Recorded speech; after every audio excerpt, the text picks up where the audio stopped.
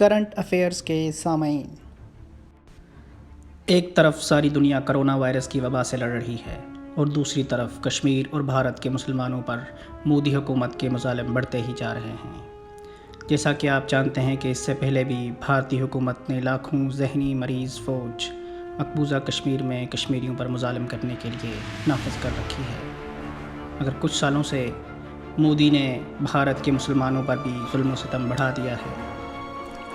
10 مہینوں سے مودی وائرس نے مقبوضہ کشمیر میں رہتے مسلمانوں کا جینا دوبر کر رکھا ہے۔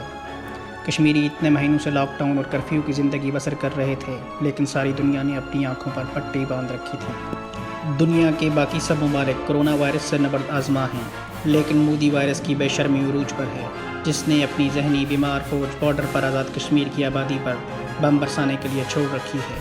یہ سفاک اور بے شرم جو انسان کی شکل میں ایک بھیانک وائرس ہے، سیز فائر لائن کے معاہدے کی خلاف ورزی دیدہ دلیری سے کر رہا ہے۔